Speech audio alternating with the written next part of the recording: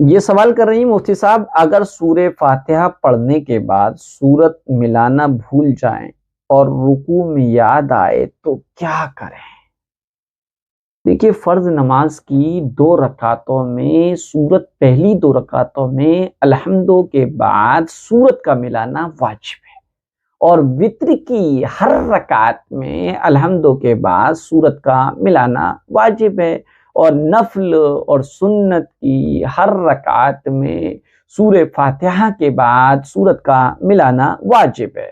اور واجب اگر بھولے سے چھوٹ جائے تو پھر ایسی صورت میں آخر میں سجدہ سہو کر لیا جائے تو نماز مکمل ہو جاتی ہے۔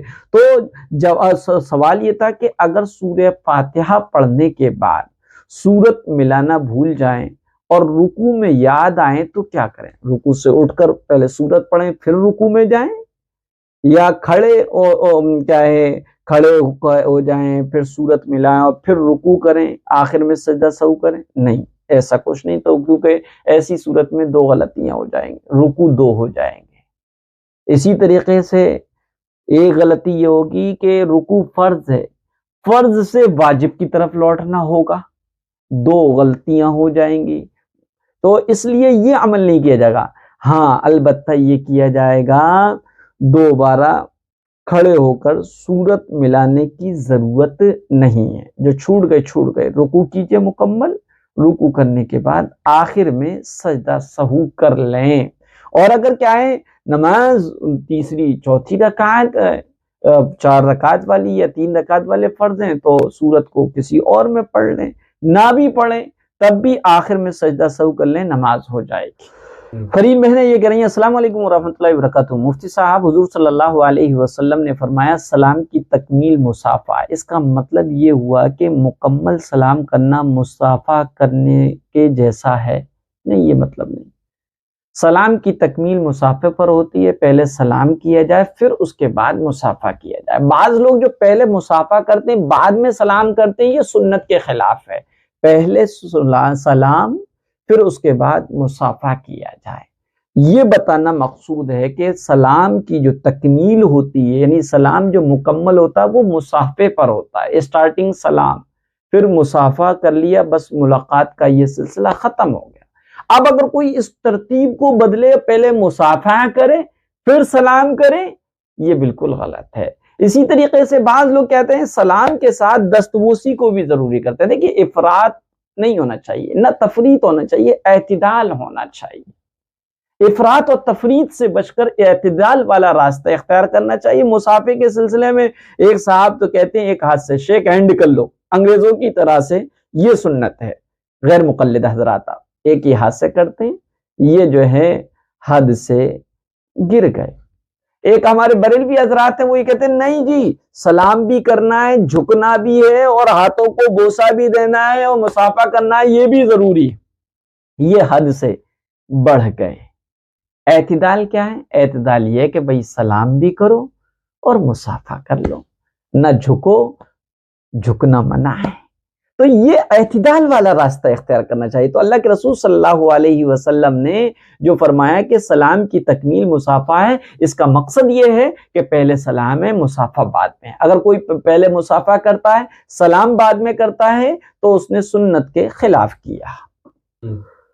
یہ فرین بہنیں یہ کریں السلام علیکم ورحمۃ اللہ وبرکاتہ۔ وعلیکم السلام ورحمۃ اللہ وبرکاتہ۔ مفتی صاحب، تمہیدی بات کیا ہوتی ہے؟ تمہید انگریزی پریمیبل، یہ ایک کسی بھی تقریر، دستاویز، مضمون ایسے کہ ابتدائی اور شروعاتی الفاظ کو کہتے ہیں جس میں اس تحریر کا مقصد اور فلسفہ اور اس کی حکمت بیان کی ہوتی ہے۔ یعنی یہ سمجھ لیں کسی تقریر یا تحریر کا شروعاتی حصہ جس میں اصل ٹاپک پر اظہار خیال سے پہلے کچھ کہا جائے، اسے تمہیدی بات کہتے ہیں، اور اسے مقدمہ بھی کہتے ہیں، دیباچہ بھی کہتے ہیں، تعارف بھی کہتے ہیں، خطبہ کتاب بھی کہتے ہیں، پیش لفظ بھی کہتے ہیں۔ بہرحال کسی کی بات کی ابتدا یا تقریب کے آغاز کو تمہید کہتے ہیں۔ یہ مسکان بہن ہیں، ان کا خواب ہے، آڈیو میں ہے، پہلے سنتے ہیں پھر اس کے بعد جواب دیں گے۔ السلام علیکم ورحمۃ اللہ وبرکاتہ۔ مفتی صاحب، مجھے ایک خواب کی تعبیر جاننی تھی جو آج صبح فجر سے پہلے میرے امی کو نظر آیا۔ خواب میں ایسا نظر آیا کہ میں اور میری امی کسی بڑے کمرے میں جو ہال جیسا تھا وہاں گئے تھے، تو ہمارے جانے سے پہلے وہاں پہ دو عورتیں تھیں جو جانی پہچانی سے لگ رہی تھی۔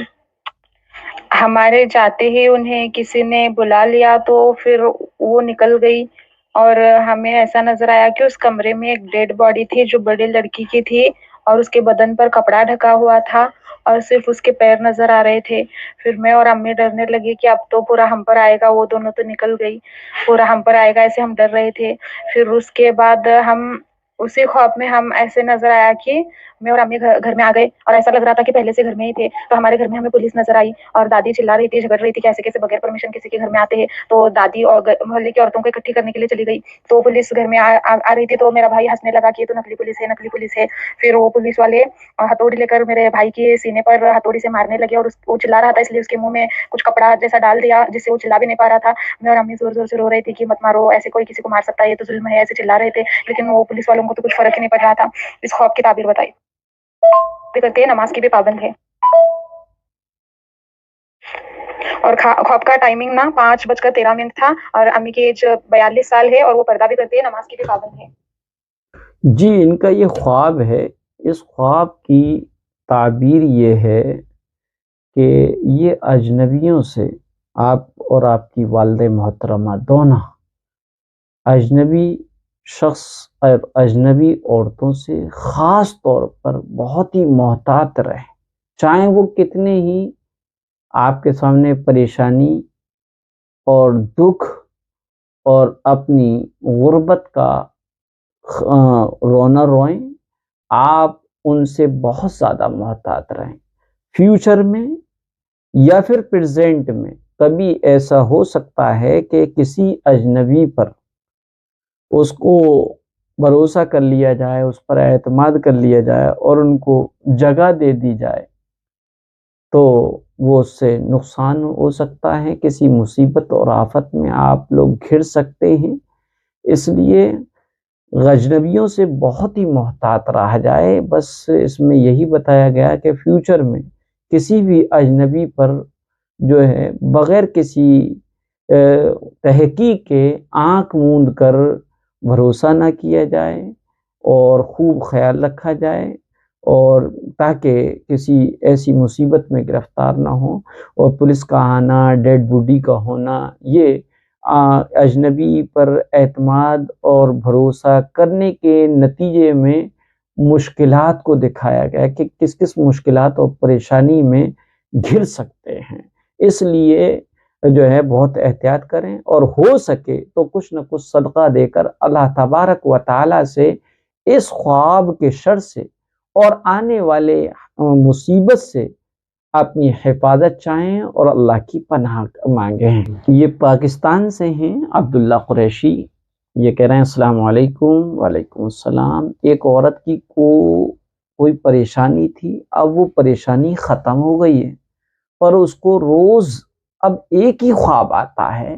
وہ دیکھتی ہے وہ ایک گدلے پانی میں بیٹھی ہوئی ہوتی ہے اور وہ پانی اس کو بہا کے لے جاتا ہے۔ اس کی کیا تعبیر ہوگی؟ دیکھیے، اس خواب کی تعبیر یہ ہے کہ جو پریشانیوں سے وہ نکل چکی ہے اور اب کوئی بھی پریشانی نہیں، لیکن خواب جو نظر آ رہا ہے، اس خواب میں وہ گندے اور گدلے پانی میں بیٹھی ہوئی ہوتی ہیں، وہ پانی ان کو بہا کے لے جاتا ہے۔ یہ ماضی میں ان کے کوئی گناہ کی طرف اشارہ ہے، ان کا گناہ ان کو جو ہے اکسا کر گناہوں کی طرف، اللہ کی نافرمانیوں کے راستے کی طرف لے جا رہا ہے۔ اس لیے وہ مکمل اس گناہ سے توبہ کریں اور آئندہ اس گناہ کو ہرگز نہ کریں، اس گناہ کا خیال بھی نہ لے کر آئے۔ اب وہ آپ بہتر جانتے کون سا گناہ ہوگا، لیکن خواب کی تعبیر یہی بتاتی ہے کہ ماضی میں کوئی بڑا گناہ ہے، کیونکہ گندا پانی دیکھنا یا اپنے آپ کو گندے پانی یا گندگی میں دیکھنا، یہ گناہ اور اللہ کی نافرمانیوں سے تعبیر ہوا کرتا ہے، لہذا گندے پانی میں بیٹھنا اور وہ پانی کا ان کو بہا کر لے جانا، اس کا مطلب یہ کہ وہ کسی پریزنٹ میں اس گناہ میں ڈوبی ہوئی ہیں، اور وہ گناہ جو ہے ان کو اور جو ہے مشکلات کی طرف لے جائے گا۔ اس لیے گناہوں سے فوراً توبہ کریں، اور اگر وہ اس گناہ سے ابھی بچی ہوئی ہیں تو اس گناہ پر توبہ کریں اور آئندہ کبھی بھی اس گناہ کا خیال بھی نہ لائے۔ یہ یوٹیوب پر سنڈے کمنٹ باکس نمبر 36 میں یہ آیا تھا سوال، مفتی صاحب اگر کوئی پہلے مزاروں درگاہ پہ شرک کرتا ہو لیکن اسے پتہ چلے کہ یہ شرک ہوتا ہے، گناہ ہے، تو اس نے فوراً توبہ کر لی، اس دن سے سب چھوڑ دیا ہو، لیکن اسے بات پہ انسان کی قسم کھانے کی عادت تھی پہلے، بٹ جب سے پتہ چلا ہے کہ یہ بھی شرک ہے، اللہ کے سوا کسی کی قسم کھانا جائز نہیں ہے، تو اس نے وہ بھی چھوڑ دی، لیکن اب بھی نہ چاہتے ہوئے بھی کبھی کبھی قسم نکل جاتی ہے، جیسے کہا میری قسم، یہ تیری قسم، اس طرح سے، لیکن جیسے ہی یاد آتا ہے وہ فوراً توبہ کر لیتا ہو، تو پھر بھی شرک کا گناہ ہوگا اس پر۔ میں نے ابھی کسی سے سنا ہے کہ شرک کی توبہ زندگی میں صرف ایک بار ہوتی ہے، اگر پھر سے شرک ہو جائے اور توبہ کرے تو توبہ نہیں مانی جاتی ہے، وہ مشرک ہی مرے گا اور ہمیشہ جہنم میں رہے گا۔ کیا واقعی صرف کبھی غلطی سے قسم نکل جانے سے اس کی اتنی بڑی سزا، توبہ کرے چاہے وہ بار بار پھر بھی؟ دیکھیے، جس نے بھی آپ کو یہ بتایا بالکل غلط بتایا۔ جب تک زندگی ہے توبہ کا دروازہ کھلا ہے، جب جب گناہ ہو جائے فوراً توبہ کر لے۔ شرک کی توبہ بعد مرنے کے نہیں، زندگی میں رہتے ہوئے کوئی شرک کرے اور پھر توبہ کر لے، کلمہ پڑھ لے، اسلام لے آئے، بالکل اس کا قابل قبول ہے۔ ایسے بہت سارے صحابہ کرام جو اسلام پر تھے، مرتد ہوئے، پھر ان کو توفیق ایمانی حاصل ہو گئی اور پھر وہ ایمان لے آئے۔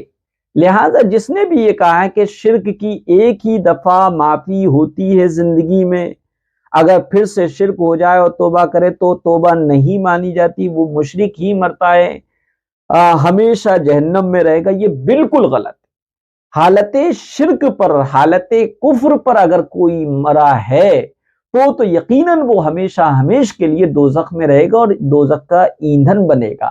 لیکن اگر کوئی اپنی موت سے پہلے معافی مانگ لے، شرک سے توبہ کر لے، تو یقیناً اللہ تعالیٰ کے یہاں معافی مل جائے گی، توبہ ہو جاتی ہے، چاہے کوئی گناہ ہو چاہے کوئی ہو، کیونکہ گناہوں میں سب سے بڑا گناہ جو ہے وہ شرک ہے۔ البتہ اب رہا ہے کہ قسم کھانا، غیر اللہ کی قسم کھانا شرک ہے۔ شرک کا مطلب یہ کہ اتنا بڑا گناہ ہے جیسے کہ شرک ہو، یا غیر اللہ کی قسم کھا کر گویا کہ ہم غیر اللہ کی قسم اس کی کھاتے ہیں جس کو ہم بہت بڑا سمجھتے ہیں، اور بہت بڑا اور سب سے بڑا اللہ اکبر اللہ ہے۔ اب اگر ہم اللہ کے علاوہ کسی اور کی قسم کھا رہے ہیں تو اس کی عظمت اور اس کی تعظیم کر رہے ہیں، اور یہ یقیناً کوئی بھی مومن یہ نہیں کرتا ہے، بس وہ قسم کھاتا ہے نارملی۔ لیکن یہ کہا جاتا ہے غیر اللہ کی قسم کھانا شرک ہے، تو اس کا مطلب یہ ہے کہ وہ گویا کہ اللہ سے بڑھ کر اس چیز کو اہمیت دے رہا ہے۔ لیکن اگر قسم کھا لی جائے، غیر اللہ کی قسم نہیں کھانا چاہیے، لیکن ایک عادت بن گئی ہے، تو اس سلسلے میں آپ سمجھیے گا قسم 3 طرح کی۔ ایک قسم یہ کہ قسم تکیے کلام بنا ہوا ہے، بات بات پر قسم، بات بات پر قسم، اسے یمین لغو کہتے ہیں، اور اس پر کوئی کفارہ نہیں، کوئی گناہ نہیں اگر آپ کی تکیہ کلام بن گیا ہے۔ ایک یمین غموس ہوتا ہے کہ ماضی میں، پاسٹ میں کوئی کام ہوا یا نہیں ہوا، لیکن آپ اس کو اس کام کے ہونے کا یقین، اس کام کے نہ ہونے کے یقین کے ساتھ قسم کھا کر کہہ رہے ہیں کہ یہ وہ کام نہیں ہوا، اور حقیقت یہ ہے کہ وہ ہو گیا، لیکن آپ یہ سمجھ رہے ہیں کہ وہ کام نہیں ہوا اور آپ نے قسم کھائی، تو کوئی گناہ نہیں، کوئی گناہ نہیں۔ لیکن اگر پاسٹ میں کوئی کام ہو گیا ہے اور آپ کو معلوم ہے کہ وہ ہو گیا ہے، لیکن آپ اس کی قسم کھا کر یہ کہیں کہ وہ نہیں ہوا، تو ایسی صورت میں یہ قسم ہے، قسم یمین غموس ہے، اس پر جو ہے گناہ ملے گا، اس پر گناہ ملے گا، کفارہ کوئی بھی نہیں ہے، توبہ کرنا ہے گناہوں سے بچنے کے لیے۔ ایک ہے یمین منعقدہ، پھر فیوچر میں کسی کام کے کرنے یا نہ کرنے کی قسم کھائی ہے، اور آپ نے اس کام کو کرنے یا نہ کرنے کی قسم کھائی ہے، کرنے کی کھائی تھی تو اس کو نہیں کر لیا، نہیں کیا، یا نہ کرنے کی قسم کھائی تھی تو اس کو کر لیا، تو ایسی صورت میں قسم کے ٹوٹ جانے پر آپ کو کفارہ دینا پڑے گا۔ کفارہ 3 مسکینوں کو وہ 3 روزے مسلسل کنٹینیو رکھنا ہے، یا 10 مسکینوں کو پیٹ بھر کر کھانا کھلانا ہے۔ لیکن اس میں شرط یہ کہ آپ نے جو قسم کھائی تھی، کسی کام کے کرنے کی قسم کھائی تھی کہ میں جو ہے یہ کام کروں گا، اور اس کو آپ نے جو ہے نہیں کیا، آپ نے کہا تھا کہ میں جو ہے مسجد میں جاؤں گا یا فلاں کی مدد کروں گا، اور آپ نے نہیں کی ہے، تو پھر ایسی صورت میں کفارہ، قسم توڑ دی ہے، قسم آپ کی ٹوٹ گئی ہے تو کفارہ دیا جائے گا۔ لیکن آپ نے کسی ایسے کام کی کرنے یا نہ کرنے کی قسم کھائی جس کا شریعت میں بھی حکم ہے، آپ نے یہ قسم کھائی کہ میں اسموکنگ نہیں کروں گا، اب اسی صورت میں اسلام یہ کہتا ہے، شریعت یہ کہتی ہے آپ قسم کو نبھائیں۔ لیکن اگر کبھی نفس کے خواہشات اور تقاضے کی وجہ سے اسموکنگ کر کے آپ اپنی قسم کو توڑ دیا آپ نے، تو ایسی صورت میں آپ کو جو ہے قسم کا کفارہ ادا کرنا پڑے گا۔ وہی ہے کفارہ کیا ہے، 3 روزے مسلسل ہیں یا 10 مسکینوں کو پیٹ بھر کر کھانا کھلانا۔ یہ ادر الزمان ہیں، یہ کہہ رہے ہیں السلام علیکم مفتی صاحب، میرا سوال ہے کہ جب اسلام کے علاوہ اور کوئی مذہب ہے ہی نہیں ہے تو علماء سب مذہب کی عزت کرنے کی کیوں بولتے ہیں؟ ان کے کرشنا، شیو وغیرہ کی کیا حقیقت ہے، یہ کون تھے؟ دیکھیے گا، اسلام جو ہے پسندیدہ دین ہے، اور مذہب اسلام وہ مذہب ہے جس میں ساری انسانیت کے زندہ رہنے اور زندگی گزارنے کے اور ایک دوسرے کے حقوق کی ادائیگی کے کرنے کے سارے طریقے اور تعلیمات اسلام میں موجود ہے۔ اور اسلام آسمانی مذہب ہے، کسی کا بنایا ہوا نہیں ہے۔ اسلام جو ہے یہ اللہ تبارک و تعالیٰ کے قانون اور پیارے آقا حضرت محمد صلی اللہ علیہ وسلم کی زندگی اور ان کی حیات مبارکہ کے اعمال کا نام اسلام ہے، اور یہ برحق ہے۔ بعد باقی کے جو عیسائیت ہے، یہودیت ہے، بدھزم ہے اور سکھزم ہے، یہ سارے مذاہب، یہ مذاہب اپنے مذہب کے جو ماننے والے ہیں ان کا اپنا، ہم تبلیغ کر سکتے ہیں، ہم دعوت دے سکتے ہیں کہ ساری کائنات کا مالک ایک ہے، جس نے ساری جہان کو پیدا کیا، سب کو پالنے والا ایک ہے، یہ کہیں، لیکن کسی کی مذہبی آستھا کو، اس کو دل آزاری کرنا، اس کو برا کہنا، یہ شریعت میں جائز نہیں ہے، کیونکہ اللہ کے رسول صلی اللہ علیہ وسلم نے فرمایا جب تم کسی دوسرے کے مذہب کے مذہبی دھرم اور دھارمک چیزوں کو برا کہو گے تو بدلے میں وہ تمہیں اور تمہارے مذہب کو برا کہیں گے۔ اور اس لیے فرمایا گیا کہ گالیوں سے بھی منع فرمایا، اللہ کے رسول نے کس انداز میں منع فرمایا، کہا کہ تم میں سے کوئی اپنے ماں باپ کو گالی دیتا ہے، فرمایا اللہ کے رسول ہم میں سے تو کون ایسا بدبخت ہے جو اپنے ماں باپ کو گالی دے گا؟ اللہ کے رسول نے فرمایا دیکھو، اگر تم نے کسی دوسرے کے ماں باپ کو گالی دی، برا بھلا کہا، بدلے میں اس نے تمہارے ماں باپ کو برا بھلا کہا، گالی دی، تو تم اپنے ماں باپ کو برا بھلا اور گالی دلوانے کا سبب اور ریزن بنے۔ اسی طریقے سے دوسرے مذہب والوں کی جو ہے جو بھی مذہبی آستھائیں ہیں، ان کے جو بھی اعتقادات ہیں اپنی جگہ پر ہیں، ہم ان کو صحیح بات تو پہنچا سکتے ہیں، ان کے خلاف بد زبانی کرنا، ان کو برا بھلا نہیں کہیں گے، کیونکہ بدلے میں وہی بال پھینکیں گے تو پلٹ کے وہ واپس آئے گی، اور اس کے لیے قرآن حدیث میں منع کیا گیا، جو کہ اخلاق نبی کا اعلیٰ ترین نمونہ ہے۔ اب رہا یہ کہ کرشنا ہیں، شیو وغیرہ ہیں، ان کی کیا حقیقت ہے؟ ان کے مذہب میں جو بھی ہیں وہ ہو سکتا ہے ان کی تاریخ میں اور ان کی دھارمک کتابوں میں جو شکل ہے، جو ان کی تعلیمات ہے، جو ان کی شکچا ہے، وہ بدلتی ہو، ان کی شکل و صورت بدلتی ہو، کیونکہ یہ تو طے ہے کہ دنیا میں 1,24,000 نبی کم و بیش آئے ہیں، ہر خطے ہر علاقے میں آئے، ہر قوم اور قبیلے کے پاس آئے ہیں، لیکن ان کا جو ہے تعلیمات لوگوں نے بدل دی۔ چنانچہ یہودیت نے ایسی تعلیم بدلی کہ خالص توحید کی تعلیم دی پیغمبروں نے، لیکن انہوں نے عزیر علیہ السلام کو ہی اللہ کا بیٹا بنا لیا۔ حضرت عیسیٰ علیہ السلام نے عیسائیوں کو توحید پر قائم رہنے کو کہا، لیکن عیسائیوں نے ایسی تبدیلی کری کہ عیسیٰ کو ہی گاڈ ماننے لگے، اور ان کو عیسیٰ علیہ السلام کو اللہ کا بیٹا سمجھنے لگے۔ تو مذہب والوں نے بعد میں اپنے مذہبوں میں بہت زیادہ چینجنگ کی ہے۔ مذہب کے جو دھارمک گرو تھے، مذہب کے قائد تھے، لیڈر تھے، ان کو ہی کیا ہے بھگوان کا روپ کے طور پر انہوں نے مان لیا، سمجھ لیا۔ تو ہو سکتا ہے شیو وغیرہ، کوئی کرشنا وغیرہ نیک لوگ ہوں، ان کی تعلیمات کو، ان کی شکل و صورت کو بدل دیا ہو، یہ ممکن ہے، لیکن یقین کے ساتھ یہ نہیں کہا جائے گا کہ یہ کیا ہے پیغمبر تھے یا کوئی وہ تھے، یہ بالکل بھی نہیں کہا جائے گا۔ جی ارقم الزاہد ہیں، یہ کہہ رہے ہیں مفتی صاحب پلیز میرے سوال لے لیجئے گا۔ سوال یہ کہ میں نے کئی سال پہلے بے علمی میں شدید پیاس کی وجہ سے رمضان کا ایک روزہ توڑ دیا تھا، تب مجھے کفارے کے بارے میں پتہ نہیں تھا، لیکن کچھ ٹائم پہلے علماء کی ویڈیو سے پتہ چلا کفارے کے بارے میں کہ لگاتار 60 روزے رکھنے پڑتے ہیں۔ میں نے توبہ کر لی ہے کئی بار اور کرتی رہتی ہوں۔ مفتی صاحب ہم عورتیں حیض کی وجہ سے لگاتار کیسے 60 روزے رکھ سکتی ہیں؟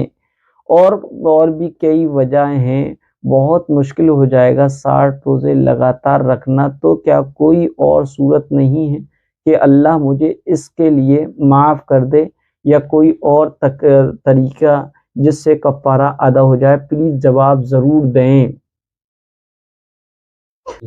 تو ان کے یہ سوال سمجھنے سے پہلے یہ بات سمجھ لیجئے گا کہ اگر رمضان کا فرض روزہ رکھ کر توڑ دیا جائے تو کفارہ واجب ہوتا ہے، نفل اور سنت روزے رکھ کر توڑ دیے جائیں تو صرف قضا واجب ہوتی ہے۔ لیکن رمضان کے فرض روزے کو رکھنے کے بعد، روزے کی نیت کر لینے کے بعد، جان بوجھ کر بغیر کسی عذر کے روزہ اگر توڑ دیا ہے تو ایسی صورت میں روزے کا کفارہ بھی ہے، روزے کی قضا ہے۔ جو روزہ توڑا تھا اس کے بدلے میں ایک روزہ رکھنا ہے، اور اس روزے کے توڑنے کا ڈنڈ اور جرمانے کے طور پہ کفارہ ادا کرنا ہے۔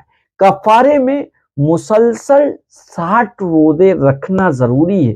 اگر ایک روزہ بھی درمیان میں رہ جائے تو دوبارہ سے رکھنا لازم ہوگا۔ اگر اس کی طاقت نہ ہو، کوئی 60 روزے نہیں رکھ سکتا ہو، تو اس کے لیے کفارے کی دوسری شکل یہ کہ 60 مسکینوں کو، 60 غریبوں کو، بھوکوں کو، محتاجوں کو، ضرورت مندوں کو صدقہ فطر کی مقدار غلہ یا اس کی قیمت دینا لازم ہے۔ ایک صدقہ فطر کی جو مقدار ہے وہ نصف صاع یعنی 1.25 کلو گیہوں ہے، یا اس کی قیمت ہے۔ ایک مسکین کو 60 دن صدقہ فطر کے برابر غلہ وغیرہ دیتا رہے، یا ایک ہی دن 60 مسکینوں میں سے ہر ایک کو صدقہ فطر کی مقدار دے دے تو دونوں جائز ہیں۔ صدقہ فطر کی مقدار غلہ یا قیمت دینے کے بجائے اگر 60 مسکینوں کو ایک دن صبح اور شام، یا ایک مسکین کو 60 دن صبح و شام کھانا کھلا دیا جائے تو بھی کفارہ ادا ہو جائے گا۔ اور اگر کیا ہے روزہ رکھنا نہیں چاہتے، روزہ عورتوں کے لیے کفارے کے روزے 60 ہی سے وہ کفارہ ادا کرنا چاہ رہے ہیں، روزے کا کفارہ 60 روزے رکھ کر ہی ادا کرنا چاہ رہی ہیں، تو خواتین کے لیے یہ اجازت ہے کہ وہ 60 روزے رکھیں، درمیان میں جیسی ناپاکی کے دن آئیں روزہ رکھنا چھوڑ دیں، پھر ناپاکی کے دن گزر جانے کے بعد پاک ہوتے ہی پھر روزے رکھنے لگیں۔ ان کے لیے جو بیچ میں ناپاکی کے دنوں کا جو گیپ ہوا ہے یہ ایک عذر ہے، شرعی عذر ہے، لہذا یہ مسلسل مانا جائے گا، ان کو دوبارہ سے دہرانے کی ضرورت نہیں ہے۔ گویا کہ 60 روزوں میں جو ہے 2 مرتبہ حیض آئیں گے تو حیض اور کے دن آنے کے بعد روزے کو بند کر دیں رکھنا، اور جیسی دن گزریں پاک ہوتے ہی پھر روزہ شروع کر دیں، تو یہ گویا کہ ان کے حق میں کنٹینیو ہی شمار کیا جائے گا۔ اس لیے جو ہے آپ کو گھبرائیں نہ، بہت آسان ہے، کفارہ ادا کر دیں۔ یقیناً آپ کے لیے 60 روزوں کے ذریعے سے روزے کا کفارہ ادا کرنا بہت مشکل ہے، لیکن آپ جو ہے 60 مسکینوں کو دونوں وقت پیٹ بھر کر ایک ہی دن میں کھانا کھلا دیں، یا ایک ہی فقیر کو 60 دن تک صبح و شام اس کا کھانا باندھوا دیں اور وہ کھانا کھلا دیا کریں، تو آپ کا روزے کا کفارہ ادا ہو جائے گا۔ یا پھر جو ہے آپ صدقہ فطر کی مقدار غلہ یا قیمت معلوم کر لیں، 2.25 کلو گیہوں کی قیمت کیا ہے، اس کو پھر 60 سے گڑا کر دیں، مثلا 50 سے گڑا کر دیں، 50 روپے کے جو ہے 2.25 کلو گیہوں مان کے چلو 50 روپے کے، 50 کو 60 سے گڑا کریں گے تو قریب گویا کہ آپ کے 1500 یا 3000 روپے بیٹھیں گے، آپ اس کو کسی غریب و مسکین محتاجوں کو دے دیں، تب بھی آپ کا کفارہ ادا ہو جائے گا۔ یہ ہشام صاحب ہیں، یہ کہہ رہے ہیں السلام علیکم مفتی صاحب، یہ حدیث صحیح ہے؟ ایک صاحب پوچھ رہے ہیں، حدیث کو دیکھ لیجئے گا پھر میں آپ کو بتاتا ہوں۔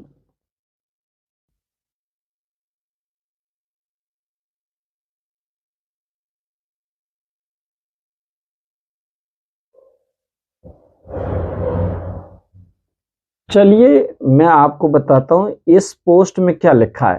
قبر پر ہاتھ رکھ کر تلاوت اور دعا کا فائدہ۔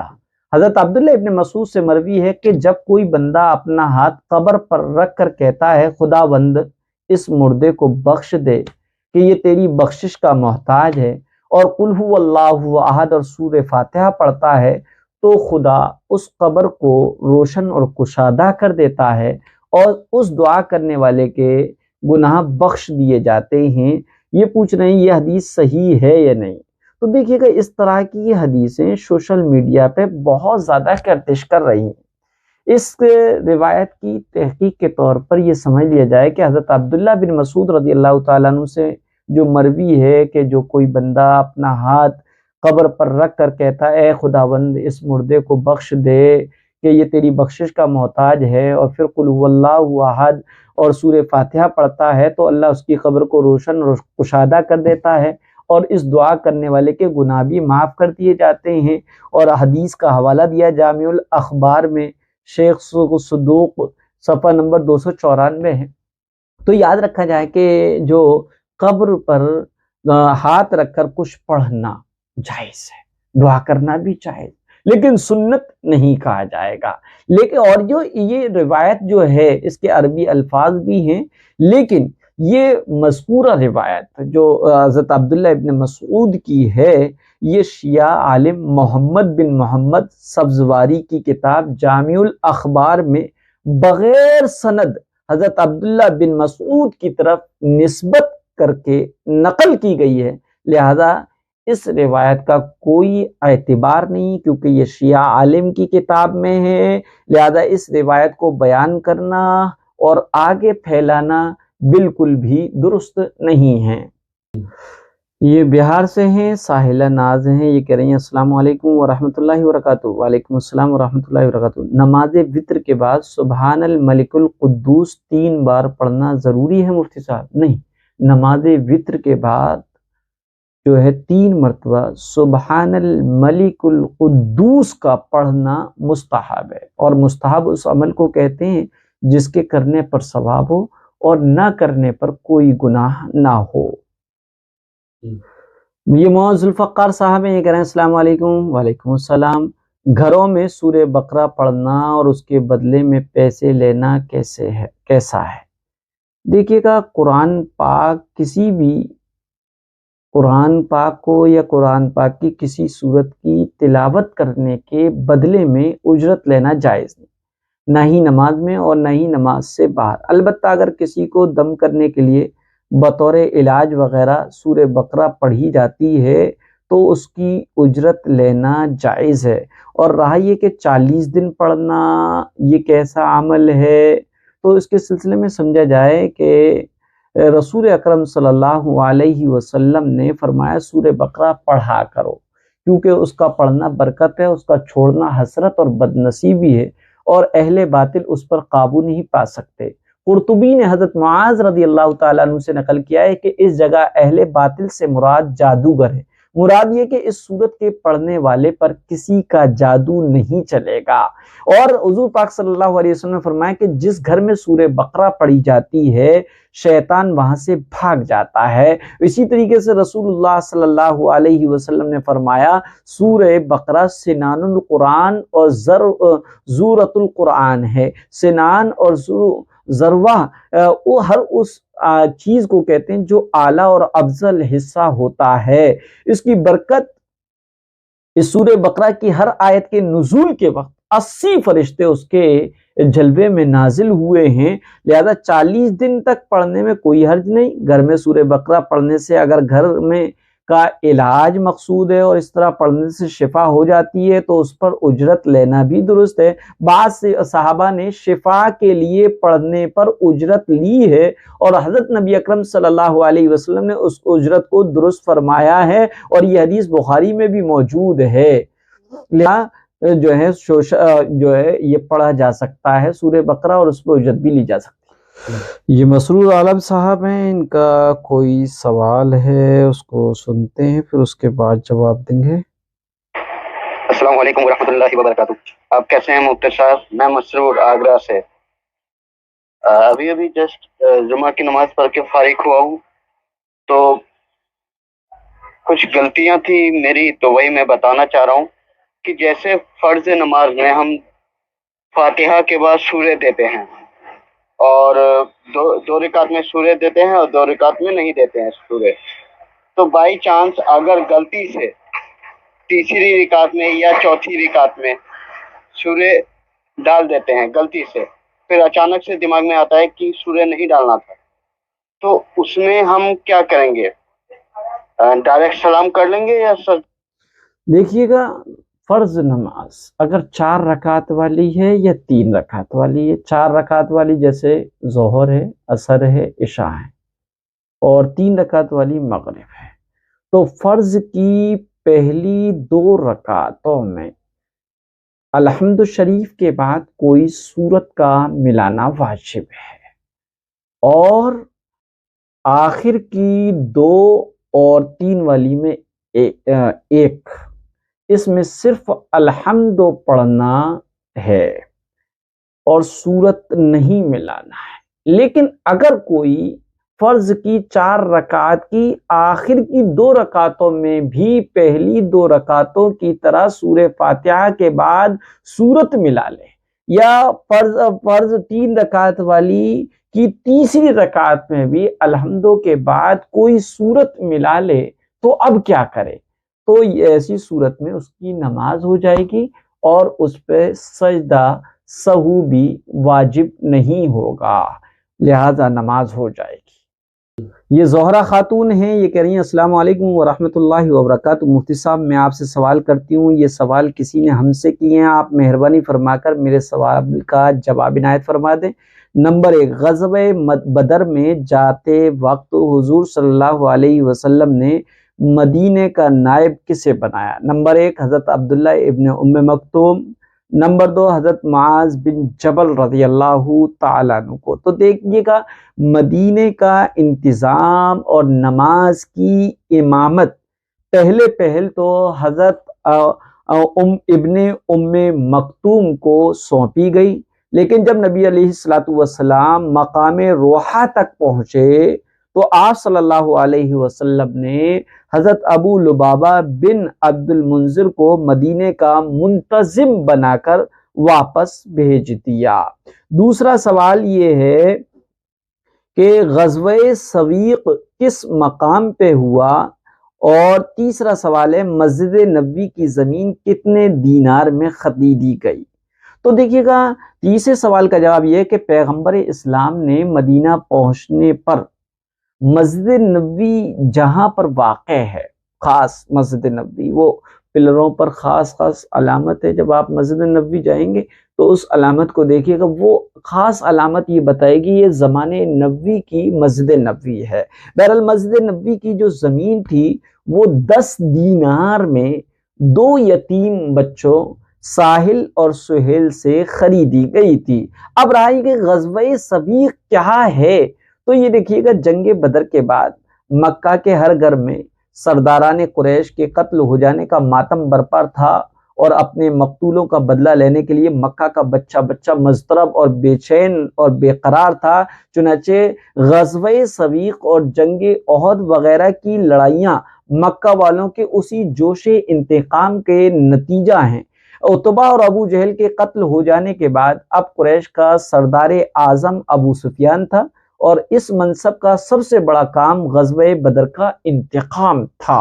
ابو سفیان نے نظر مانی تھی کہ جب تک محمد صلی اللہ علیہ وسلم سے غزوہ بدر کے مقتولوں کا بدلہ نہیں لے لوں گا، نہ غسل جنابت کروں گا، نہ سر میں تیل ڈالوں گا۔ جنگ بدر کے 2 مہینے بعد ذوالحجہ کے مہینے سن 2 ہجری میں ابو سفیان 200 اونٹ سواروں کو لشکر لے کر مدینے کی طرف بڑھا۔ اس کو یہودیوں پر بڑا بھروسہ بلکہ ناز تھا کہ مسلمانوں کے مقابلے میں وہ اس کی امداد کریں گے۔ اسی امید پر ابو سفیان پہلے حوی بن اخطب یہودی کے پاس گیا، مگر اس نے دروازہ بھی نہیں کھولا۔ وہاں سے مایوس ہو کر سلام بن مشکم سے ملا، جو قبیلہ بنو نذیر کے یہودیوں کا سردار تھا اور یہود کے تجارتی خزانے کا مینیجر بھی تھا۔ اس نے ابو سفیان کا پرجوش استقبال کیا، ویلکم کیا، اور حضور صلی اللہ علیہ وسلم اور مدینہ منورہ کے اطراف میں عریض نام کے مقام پر